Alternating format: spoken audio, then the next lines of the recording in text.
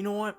I've been seeing a lot of people play Animal Crossing, and it looks like a game I would enjoy. And why wouldn't I? It's a peaceful and beautiful game that I can just relax and not worry about paying my taxes.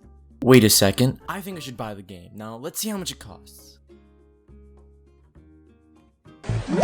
MySims. Now I know what most of you are thinking. What the heck is MySims? I know most people forgot or just don't know about this game because it came out in 2006, so it's a pretty old game. This game revolves about reviving an old town and bringing more people to it to make it as it used to be, which explains why I started with Animal Crossing. Now, to tell you the truth, I've never played Animal Crossing in my life. Something I really didn't know about when I was little, and I call myself a gamer. I'm just assuming both of these games are similar. Please don't kill me. I chose this game for the nostalgia aspect. I used to play this game when I was like 6 on the Nintendo DS, and I thought it was very fun, so, you know, I decided maybe I should make a video about it. And I found it's on PC, and I regret everything. And I thought the game was going to be very similar to the DS version, and I was just going to have a lot of fun and just breathe in the nostalgia. But I couldn't have been any more wrong. The DS version and the PC version are two very different games. They feel completely different from one another, but I still choose to review it. Okay, so the game starts in a dark room, almost as if you were taken there against your own will. And a mayor of a town appears and introduces herself. Her name is Mayor Rosalind P. Marshall. She starts telling the story of her town like any normal mayor would, except I don't remember tying up people and taking them to a basement against their own will and telling them how bad the financial status of your town is being a thing. Anyways, she proceeds to tell you that her town used to be lively and full of people because of a man that had the power of the essence. What's the essence, you might ask? Well, it's just the power to move objects with your mind.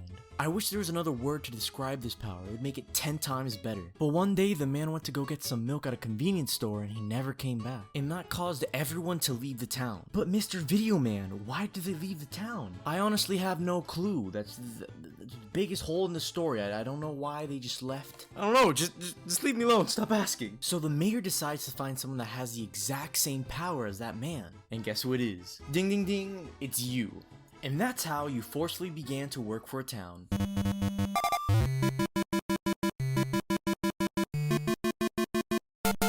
So once the mayor lets you out of her basement, you get to customize your character. I really like the character customization because there's a wide variety of selection. You can actually make your character look like an anime schoolgirl, if you're into that. Why are you looking at me like that? Or maybe, if you're into K-pop, you can make it look like the famous K-pop star, John Cook. I stand. Once you're done praying to your K-pop shrine, you get to see a nice cutscene of you walking through the town, looking at the scenery. Think about how sad this town looks. Until you get to the town hall and see the mayor, and think to yourself, this is gonna get worse. And it does! The mayor asks you to hand over your soul so you can work for the town for less than minimum wage. So you're basically working at McDonald's. Congratulations! You are now a slave. I mean, you got your own job. Now your first task is to create your own house. What? Did you think this was gonna be easy? Maybe you thought since the mayor and the whole town knew of your arrival, they were gonna make some type of house, or let you stay at the fancy hotel that's in the middle of the town. You're not just wrong. You're stupid. So once you're done building your house, the mayor gives you a highly dangerous task that only a person with high determination and skill can complete. What task might that be? It's picking apples. Oh god. How cold can you be? Think of the children. And after that, you get to build your own workshop, or probably you're going to be spending most of your time. And boom, you're done with the tutorial. Did I mention this was a tutorial? I don't think I mentioned this was a tutorial. Yeah, no, this was the tutorial. Fun fact, I had to do this tutorial 4 times, and it wasn't for the video. It was when I was just playing the game. And if you don't do the tutorial, you might notice that several features are locked. One being the save feature, which of course I learned the hard way, but I finally got to play the game.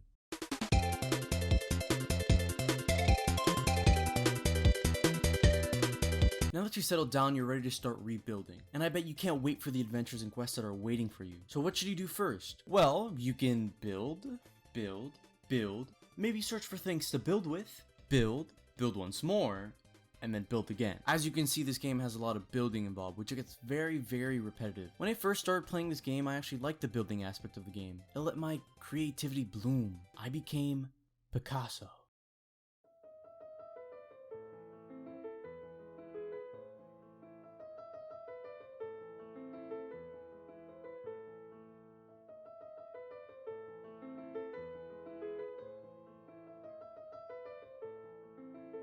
But after playing the game for 3 days, the building aspect got very repetitive and boring. And there's nothing I can do about it because it's the entire point of the game. I also ran out of ideas for buildings, and the game does try to give you more accessories for the buildings to have more options, but the new things are just for specific buildings, so sometimes it just doesn't look right on the houses. Once you get a new person to move into your town, you can go talk to them or talk to someone who already lives in the town, and they would ask you to make some furniture for their house or store depending if they're running a business. The furniture building isn't the bad part, it's searching for the materials. The game calls these materials essences, but I'm still just going to call them materials. In the game, there are materials you can find around the map that are used for furniture. Some of these materials make sense and some don't really make sense whatsoever. For example, there's apples, flowers, stone, puppy, angry, alien, rocket, eyeball, tiny shark, and etc. I can't name them all because there's like 80 of them. You know how much 80 is? It's at least 62 McChickens. You can use these materials for furnitures by either putting them on the furniture or using them as paint. Now I want to know why I'm able to make a puppy into a paint, and why haven't I had the option until now? I mean, there's millions of games out there, and this is the first game where I can turn a living thing into a piece of paint. I'm disappointed. Growing your town is actually fairly simple. You can go to the hotel in the town and see if there's any people in the hotel. Then you threaten them to move in, or else they won't see their family ever again. Maybe, just maybe, I've been spending too much time with the mayor. Every new person that moves in needs a house, so you have to build one. But the more I think about it, when this town used to be lively and more people used to live here, there was houses, right? Where did the houses go? Did they just tear them down because no one was living in them? How are Sims gonna move in if there's no houses? I mean, hello, wasn't this a town? Did people just live outdoors? If so, I see why they left. Okay, so you built them the building or house they want, and boom, your town just grew. But maybe you noticed it didn't grow by a lot, meaning there has to be a way to make your town level up faster, right? Do you want to know how to level up faster? I want you to sit down, close your eyes, and clear your mind. Go into the deepest, darkest part of your brain and take out the worst thing you can think of.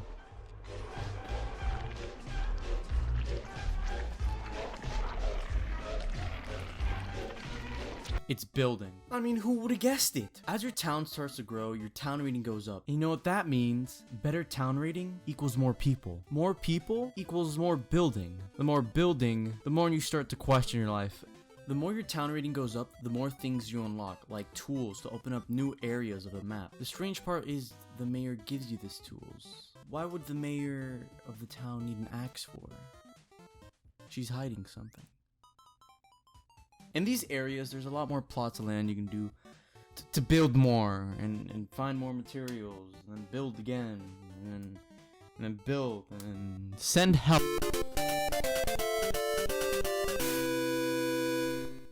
Even though I didn't get the nostalgia I was looking for, I still found a pretty decent game. Most of the time when I played this game, I was actually having a lot of fun, but it did get very boring very fast. It's quite a different game than the one I used to play. It's like night and day. And the game is actually fairly short. You could probably finish it in about a week. So the bad parts of the game don't really affect it as much, except looking for materials. That's still very annoying. But yeah, I would recommend this game if it didn't cost 20 bucks. I mean, it is a fairly old game, and I don't think they should be selling this game for 20 bucks, but you could probably find it on a site for cheaper.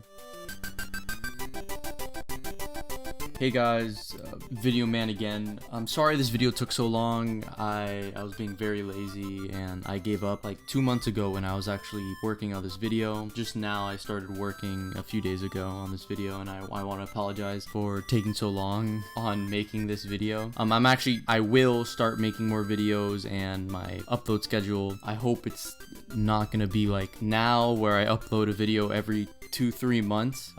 Yeah, that's all I have to say. Thank you for anyone who actually watched the video and stayed up to this point. Thank you, and that's all I have to say. All right then, bye.